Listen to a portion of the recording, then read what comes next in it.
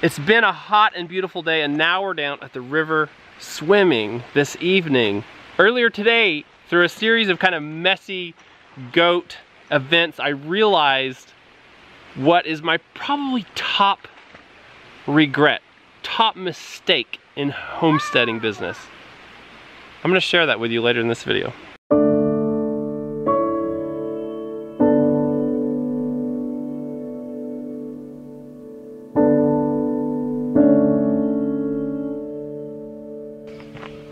Good morning, everybody. Bree milked the cow this morning. Let's go see how that went.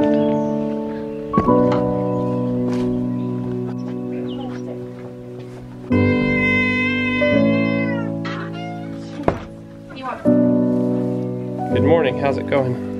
Good. Just trying to move cows. Poor mama, she was ready to get off. She always poops after she eats her alfalfa, and I knew she wanted to go out and poop, and then she pooped on the stand. But like I could tell she wanted out so that she could go poop outside. Because you're a good cow. And I'm trying to get this man into this stall because he has some diarrhea. Brown poop. We don't think it's scours, we think it's him transitioning to grass. Yeah. But I'm gonna feed him, I'm gonna put him in here and feed him hay today and kind of see if that clears him up. And then he is getting too aggressive with her udder. I mean, her teats are all tore up. So, you know, the answer to that is weaning or filing their teeth down. So I need to read up on how old is, you know, I don't know, I would prefer not to wean them yet. And we found out Dandy is not polled. We thought she was polled, but she actually has little horns coming in, so we'll have to disbud her. Come on, see? It's easy with two people. So he's going in here with some hay for the day. Did you just to keep him off grass. Yeah. What's he gonna do? Food scraps to the pigs. Watch out, Art. Whoa!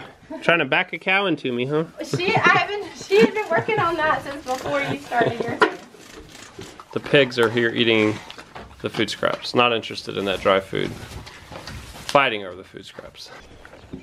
The ducklings and these chicks were here yesterday. I moved them back. So they're on nice fresh grass this morning, which they always appreciate. They're doing well. Fresh water, food.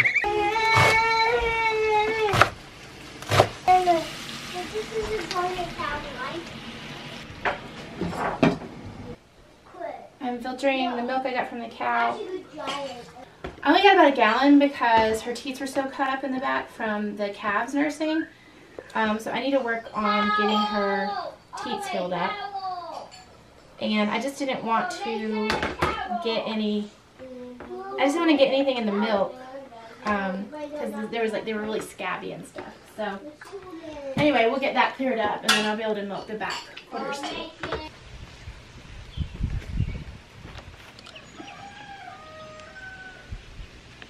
The goats are locked in the barn this morning. They've been escaping. And I just think our little 4-strand fence is just proving inadequate for the goats. So I'm gonna basically weed eat a strip up along here and then run a portable electric net fence all the way around the perimeter of these fences so that I can come back and take them down and replace them. I'm hoping to do that the next couple of weeks.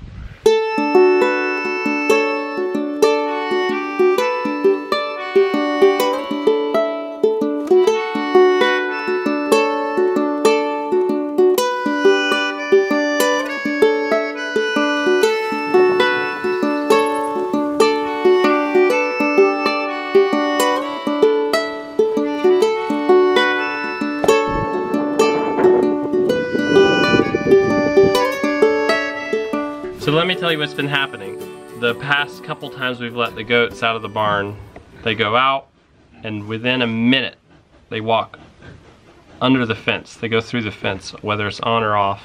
This should be fun to watch. I'm gonna let the goats out. I expect them to go through that old fence really quick. It'll be fun for you to watch me be humiliated or for me to watch them be thwarted in their escape plan. It's just a fence.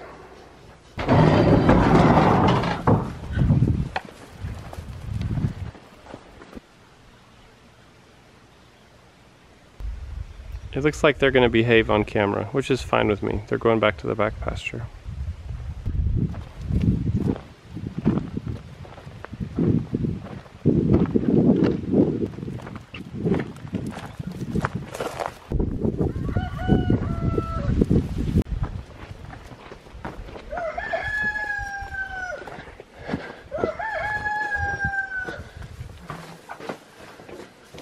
Well, that's a complete failure.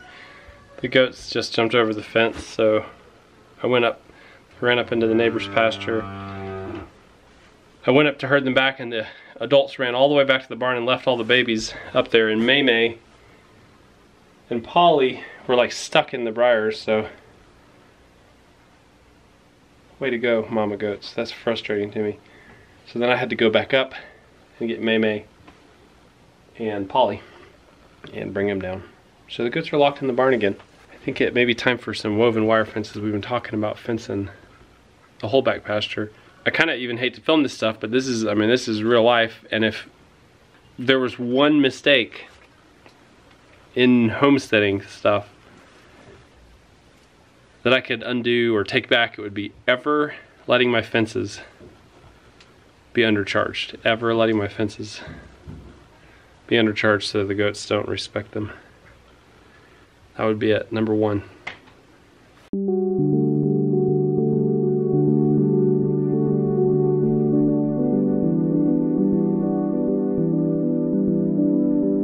Now we're at the river swimming. It's past 6 p.m.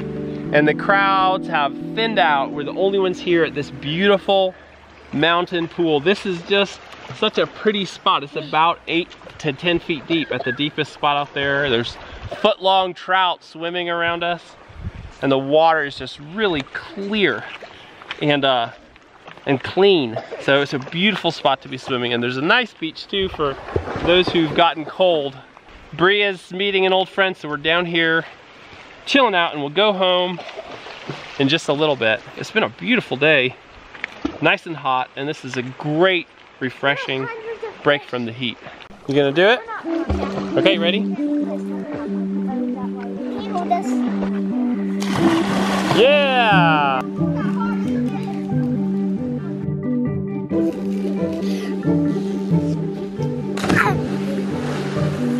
Drop it in the water.